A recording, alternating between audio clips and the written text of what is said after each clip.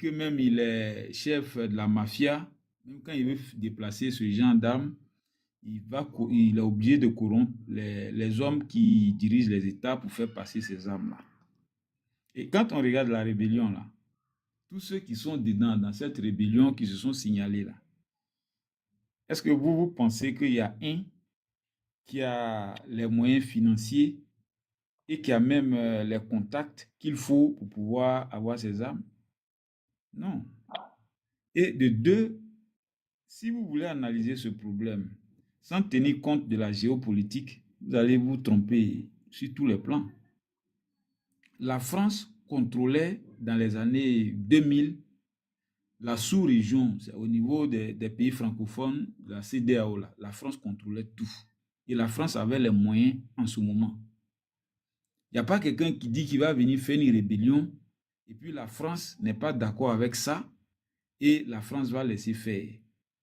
Parce que d'abord, ce sont ses intérêts. C'est ses intérêts que la France met au devant.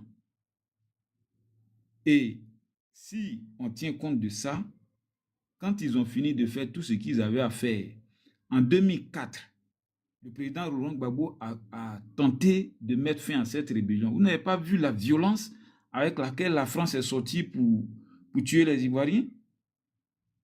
Vous pensez que ça, c'est parce qu'ils aimaient la tête de X ou bien Y? Non.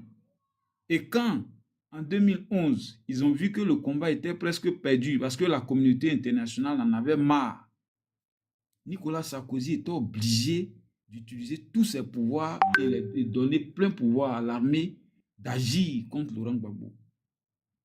Sinon, ce combat-là était perdu pour lui. Parce qu'il ne voulait plus que M. Laurent Gbagbo soit au palais présidentiel après les élections de 2010.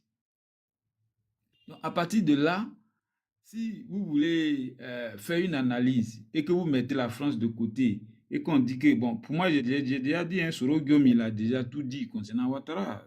Et puis Ouattara, son niveau là est déjà dévoilé. On n'a plus besoin. Tous les rebelles, tous ceux qui ont fait la rébellion après 2011, se sont tous reversés dans le RDR. C'est quelle autre preuve encore, même on veut? Il n'y a plus de preuves qui est là. Il y en a à foison. Si c'est de ça qu'on a besoin pour faire un procès contre lui.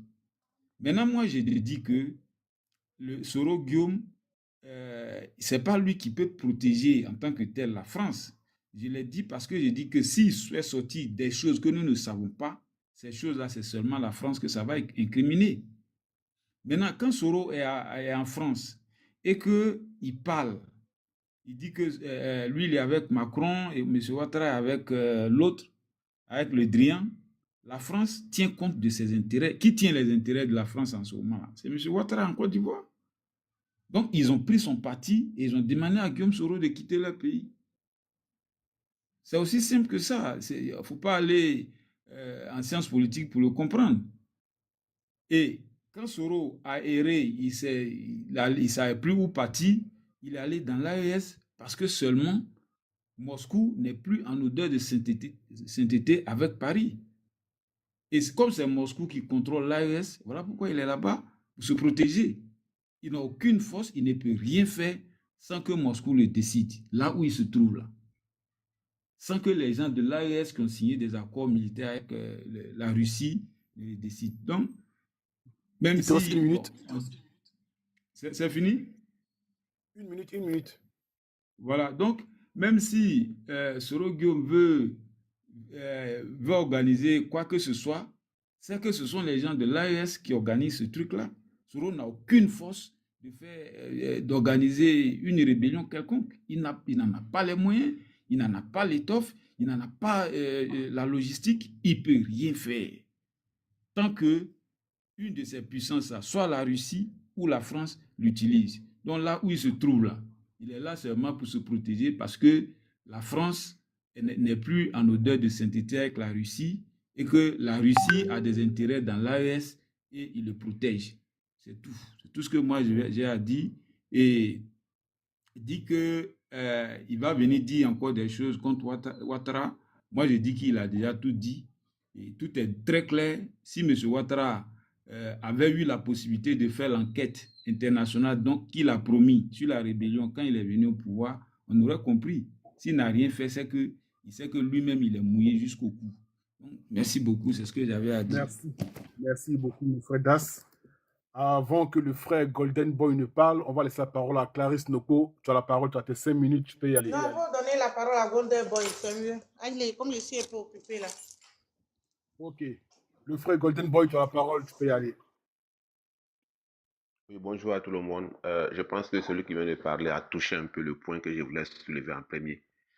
Bon, moi, j'allais me poser la question de savoir où on en est avec la tentative de rapprochement entre M. Soro Guillaume et puis M. Alassane Ouattara. Donc, c'était pour savoir, parce qu'à un moment donné, on en parlait et puis bon, on n'en parle plus. Pour moi, je ne sais pas ce qui est devenu cette tentative de rapprochement entre ces deux hommes politiques-là. C'était la question que j'allais poser. Maintenant, deuxièmement, je fais juste une observation objective pour dire que on entend par là que Attends, le frère, excuse-moi un instant, excuse-moi. Les partenaires qui sont en pause café, s'il vous plaît, ça dérange le panel apparemment. S'il vous plaît, merci. Oui, le frère, tu peux y aller. d'accord, on entend par là que M. Alassane Ouattara, euh, c'est lui qui pourchasse M. Soro, c'est lui. Bon, vraiment, on a toutes ces idées. C'est la même chose quand on voit que quand il y a un gouvernement qui organise une élection, on n'a pas confiance. Ben moi, je dis tout ça, c'est ce que j'ai toujours dénoncé depuis quand j'ai commencé à parler. J'ai dit que tout ça, c'est parce que on a toutes ces difficultés-là. Je ne sais pas, parce que le président Ouattara, en principe, lui, il n'a rien à voir avec la justice. Dans le principe, bien sûr.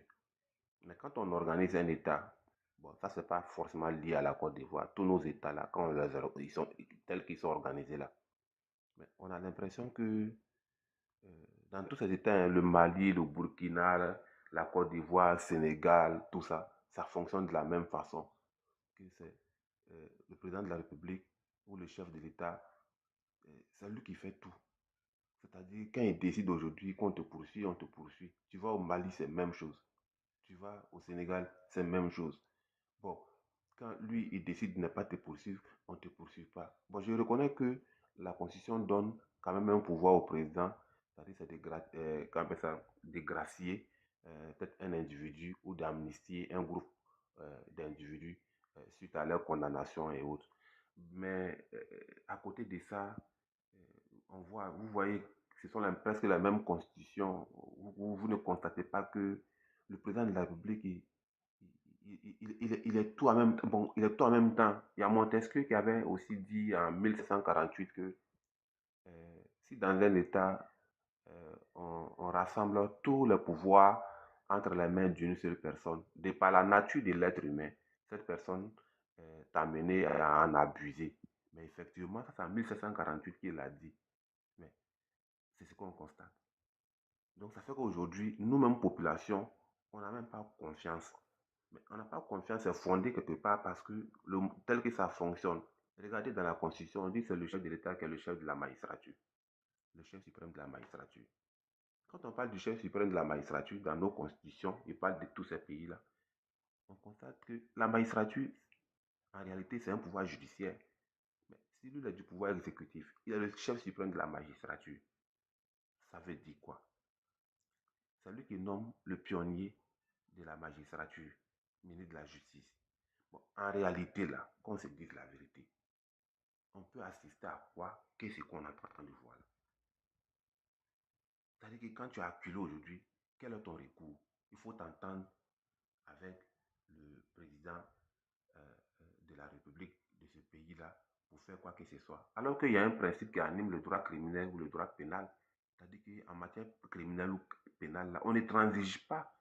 Ça veut dire que les, les, les voies doivent être plus que claires. Si je sais que je suis accusé par tel fait, je saisis le tribunal, qui doit être totalement indépendant euh, euh, du pouvoir exécutif. Et quand c'est comme ça, on dit le droit. Donc, ça veut dire que dans l'ensemble de tous nos États, on passe tout le temps en train de traiter les conséquences. Mais c'est difficile quand on voit les gens sont en train de critiquer cette façon de fonctionner là pour qu'on puisse avoir une stabilité dans nos zones. Bah, nous tous, on veut investir, nous tous, on veut évoluer, mais regardez, on va toujours assister à ces genres de situations et ça ne va pas finir, ça va continuer parce que s'il est vrai que les mêmes causes produisent les mêmes effets, tu t'attends à quel résultat différent si ce sont toujours les mêmes causes-là, c'est-à-dire que c'est le même mode de fonctionnement qui existe toujours.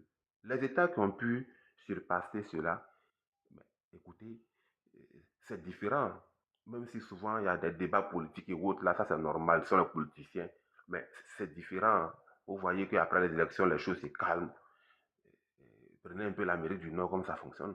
Quand on voit une autorité quelconque qui pose un geste, vous allez voir tout de suite là, le tribunal saisit la personne et ça ne va nulle part. Il On te va reste 30 tout faire. secondes. C'est là, ouais, ouais, vous voyez. Donc vraiment, c'est dans ça je voulais qu'on en vienne quoi, si ça peut nous aider. Merci.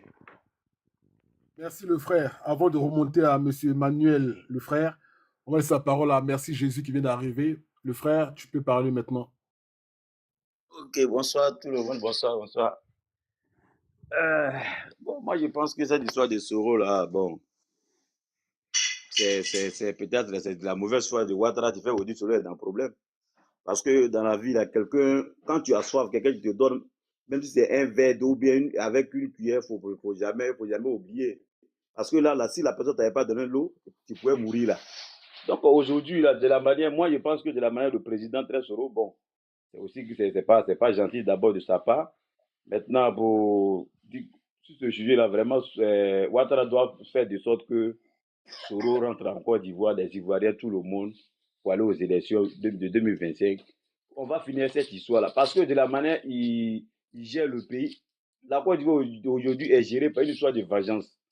Quand j'étais à l'opposition, voilà ce qu'on m'a fait, voilà ce qu'il doit faire. Pour si les autres viennent au pouvoir, Soro dit demain, il peut venir, Soro peut être président, même si c'est dans 10 ans, 20 ans. Et s'il dit, voilà comment Ouattara m'a traité ces gens, moi aussi, je vais faire la même chose. Est-ce que la Côte d'Ivoire va se retrouver? Donc, il y a un problème. Il y a un problème, vraiment.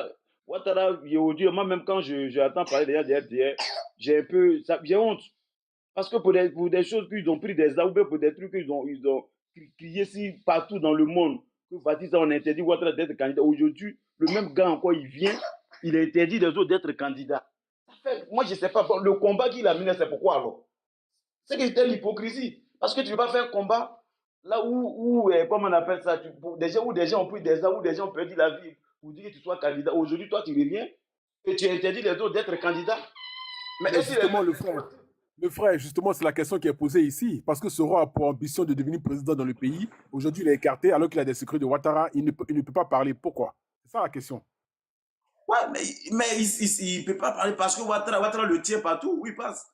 Aujourd'hui, s'il n'y avait pas cette histoire de révolution au Sahel, Soro ne peut pas parler. Il allait toujours se cacher comme erreur. Mais c'est parce qu'aujourd'hui, il y a des Africains qui sont devenus indépendants. Aujourd'hui, Soro se trouve quelque part dans un pays de la guerre. Sinon, si ce n'est pas ce cas, il y a longtemps, Soro, où il vivait en Europe, ici, il arrive. C'est quand Soro est arrivé dans les débuts qu'il parlait. Mais après, on ne sait plus où Soro se trouvait. Parce qu'on le cherchait partout pour le prendre. Même quand il voulait rentrer, comme on appelle ça, il ne sait pas si c'est au Burkina ou au Mali, on dit qu'il restait un peu dans l'attraper en Turquie. C'est Dieu, bon, il ne sait pas comment c'est passé, puis il se retrouve là-bas. Donc, c'est pour dire quoi? Vraiment, il faudrait le président Ouattara, au moins, ça arrive à essayer de comprendre certaines choses pour laisser partir. Parce que lui aussi, là, il était dans les mêmes conditions. Est-ce que tu vois? Donc, lui-même, Bédi a lancé un mandat d'arrêt international contre lui. Il sait combien de fois il a souffert vraiment de rentrer en Côte d'Ivoire. Donc, quand tu souffres pour devenir quelqu'un, puis tu vois quelqu'un qui est dans la même condition que toi, tu dois penser à toi-même, à ta souffrance. Mais il n'a même pas de pitié même pour quelqu'un. C'est quand même méchant, alors que les gens se sont battus. Ils ont pris des armes pour que toi, aujourd'hui, tu sois président. Si ce n'est pas à cause des rébellions, Ouattara ne serait jamais président en Côte d'Ivoire, il sait. Il faut qu'on se dise la vérité. Si ce n'est pas à cause des fusils, ils ont soulevé, tiré là, Ouattara ne serait jamais président en Côte d'Ivoire. Il faut qu'on se dise la vérité. Parce que la loi met d'abord l'interdit. Donc, les gens ont été obligés de faire un sacrifice pour que toi, tu sois candidat. Pas parce que tu n'es pas ivoirien, on dit qu'il y a deux nationalités. Tu as étudié notre Burkina Faso pour faire. Donc, c'est quand même, c'est ça. Aujourd'hui, toi aussi, les gens ont pris des ans pour toi. Bon, imagine que les gens que tu ne veux pas qu'ils soient candidats, eux aussi, les partisans s'en prennent des armes pour venir attaquer la Côte d'Ivoire. À quel moment la Côte d'Ivoire se retrouver? C'est difficile.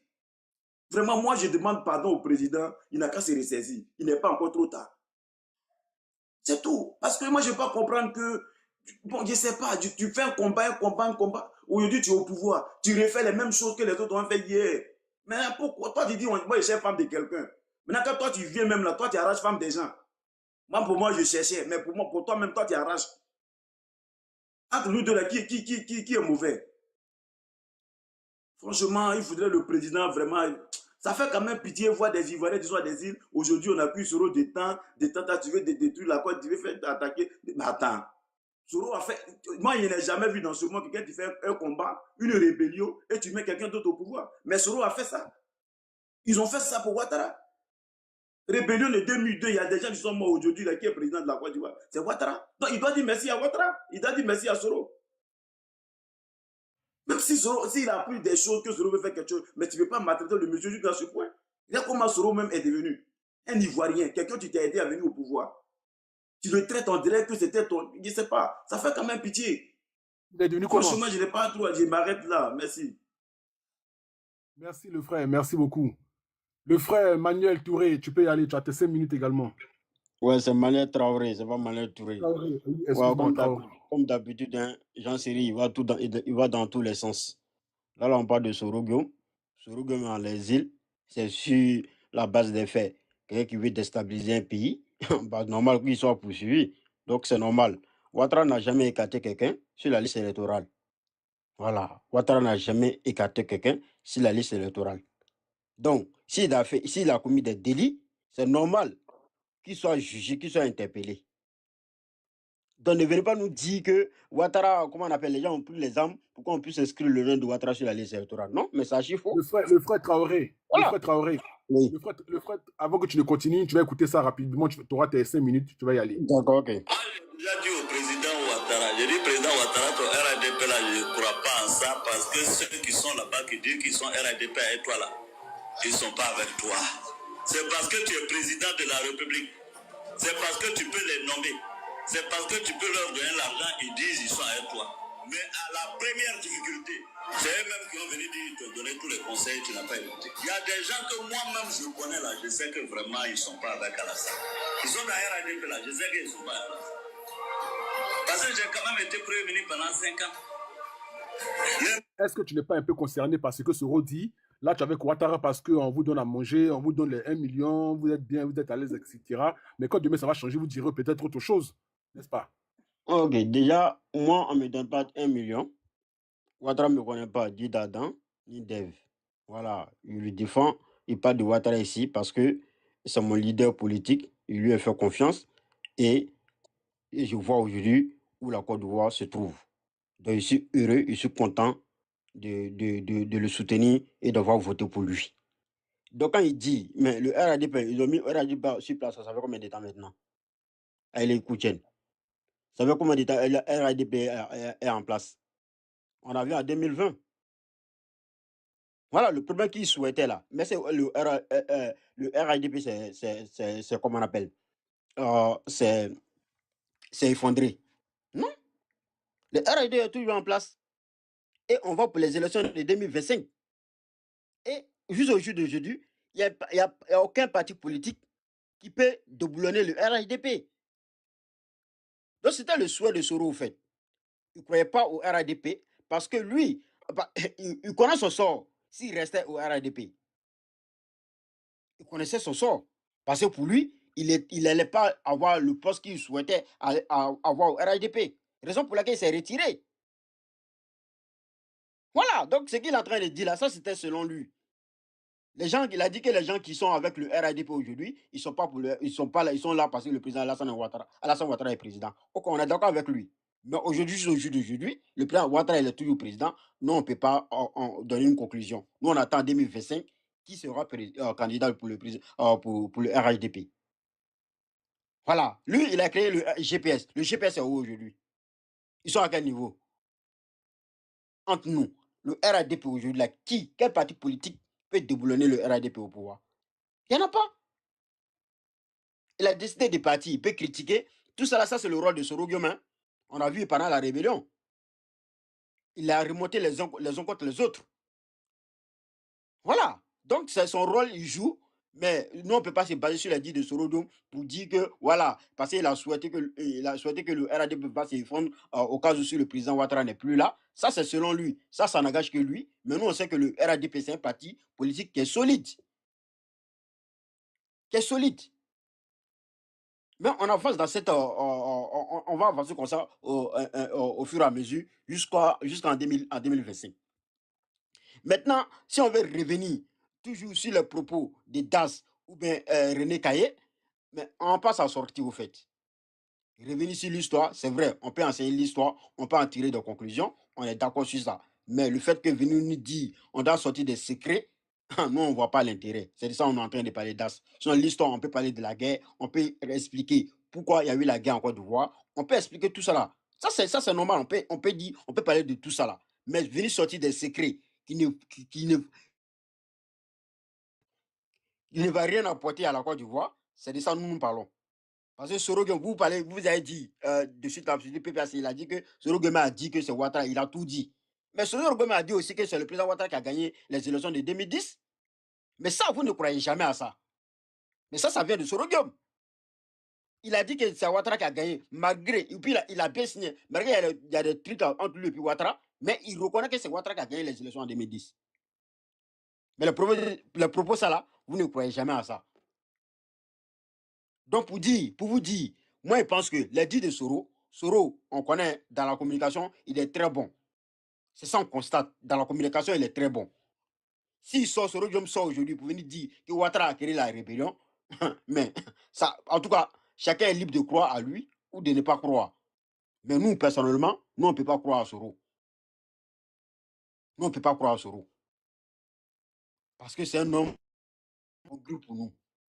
Parce que tu peux être un ici, deux de l'autre côté là, en train de ménager les uns contre les autres. Nous, ça fatigue la politique ivoirienne et ça fatigue les Ivoiriens. Donc, concret, on fait du concret, on fait de la politique honnêtement. Et c'est ça qu'on veut des hommes politiques aujourd'hui. De faire la politique honnêtement. D'arrêter de manipuler les Ivoiriens. Sinon, le président Laurent Gbagbo, qui était plus bien placé pour donner les secrets de cette rébellion, c'est Laurent Gbagbo lui-même. Mais il n'a pas jamais rien prouvé. Franchement dit, on n'a qu'à avancer. À faire des secrets là, il n'y a pas de secret. Soro n'a pas de secret. Pour chuter. Si Soro avait des secrets, il allait les dévoiler depuis longtemps. Ça c'est clair. Si Soro avait des secrets, il allait les dévoiler depuis longtemps. Mais pour nous, il n'a pas de secret. Soro n'a rien sur la rébellion. Pour dire qu'il peut incriminer le président Alassane Ouattara, jamais il n'a rien sur le président Alassane Ouattara. Moi, il m'arrête l'argent. Peut-être moi, il va dire ça parce qu'il n'y a pas tardé à travailler là. D'accord. En tout cas, merci beaucoup. Je peux avoir une motion, s'il vous plaît. Si, c'est René Caillé, c'est ça? Ah. Oui, ok, tu as une minute, tu peux y aller. Une minute. Voilà. Je voulais demander au frère Emmanuel. Monsieur Ouattara a dit quand il sera président, il va faire la lumière sur cette rébellion pour savoir qui a agressé la Côte d'Ivoire, comment cette rébellion a été financée, comment cette rébellion a apparu. Jusqu'à aujourd'hui, il peut me dire quelque chose sur cette rébellion? Merci. Le frère Emmanuel, tu as exactement 2 minutes et puis on va passer à une autre personne. Merci. Moi, il ne peut rien dire sur cette rébellion. Moi, il ne peut rien dire sur cette rébellion. Et Ouattara a dit qu'il allait mener des enquêtes. Il pense que la personne qui était chargée devant tout ça, c'était le président et le premier ministre. Le premier ministre Bani. Voilà, chaque qu'on a banni. Forcément, en tout cas, moi, je n'ai pas d'informations sur ça, en tout cas. Merci. Merci beaucoup. Ok. C'est lequel frère qui voulait parler tout à l'heure là? C'est moi, il y a demandé une motion. Oui, merci Jésus, tu peux y aller. Ma motion, c'était en 2010 là. C'est quel soldat tu as combattu pour Ouattara? Je voulais savoir. Je voulais savoir. La question elle est à qui? Mais c'était les forces nouvelles. Les forces nouvelles, elles étaient dans la rébellion, mais ils n'étaient pas dans la rébellion. Ils étaient dans la République en 2010. J'ai dit, ils étaient dans la rébellion, mais ils n'étaient pas dans la rébellion. Il dit ils étaient dans la République en 2010. République de Côte d'Ivoire, c'est ça, non? Oui. Oui. Bon, dans un pays, quand la Cour constitutionnelle donne le résultat d'un pays pour dire le tel président, comment on appelle ça, qui est élu, qui est président là, l'armée doit obéir à ça ou bien l'armée ne doit pas obéir à ça, si on dans la République. Bah, si la Cour constitutionnelle est dans la vérité, l'armée va obéir. S'il n'est pas dans la vérité, pourquoi ils vont obéir? Voilà, Ok. c'est ça aussi. Merci, Les humains merci pour cette n'ont pas réponse. refait, Je pense n'ont pas que refait qu'on appelle les élections de le frère, 2010. oui, attends, Voilà. merci, le frère. Donc ça, c'est un faux Manuel, débat. un instant. À cette question-là, il y aura beaucoup de choses à dire là-dessus. Le frère, merci Jésus. Alors, tu auras 5 minutes pour débattre sur ça. On va t'écouter tout à l'heure. On va écouter pour l'instant le frère Dominique. Tu as la parole. Le frère Dominique, une fois Dominique, deux Je suis fois là, mais je Dominique. suis un peu occupé, quoi. Allez, je suis un peu occupé, donc passe la parole, pardon. D'accord, ok. Donc, je saute. Je passe la parole à Poussin, le frère Poussin. Oui, je suis là. Je pense que ça sera ma dernière prise de parole. Je vais revenir rapidement parce que j'avais une motion pour René Caillé concernant l'appel téléphonique entre Soro Guillaume et le président Ouattara. Alors, Soro Guillaume, ils ont pas parlé du dessous parce que Soro Guillaume a dit que c'était pour féliciter le président Ouattara pour le pas vers la réconciliation, le fait qu'il a libéré des prisonniers et tout ça. Maintenant, en fait, Soro Guillaume, en fait, a appelé Ouattara. J'ai vu quelqu'un qui posait la question de savoir est-ce que Soro Guillaume peut appeler le président Ouattara seulement pour le féliciter d'avoir libéré, voilà, certains membres de son parti. Juste pour ça, parce qu'il y a eu 2 appels. Alors, Soro Guillaume m'a appelé pour, non seulement d'abord pour féliciter, hein, pour remercier aussi le président Ouattara d'avoir libéré ses hommes, et aussi il a fait part de son problème de santé. Vous comprenez, il a parlé de son problème de santé et pendant la conversation, il a demandé en fait au président Ouattara, en fait, voilà, de voir, je sais pas, Sassou Nguesso et tout pour qu'il puisse aller se soigner, tu vois. Et je vais abréger rapidement parce que dans la conversation, le président Ouattara lui a demandé où il était en fait, où il résidait, dans quel pays. Il a dit qu'il était au Niger. Et pendant le second appel, le président Ouattara lui a demandé puisque, en fait, le président Ouattara lui a dit, puisque tu dis que tu es au Niger, ça tombe bien, j'ai vu Tiani pour qu'il puisse, voilà, pour qu'on puisse prendre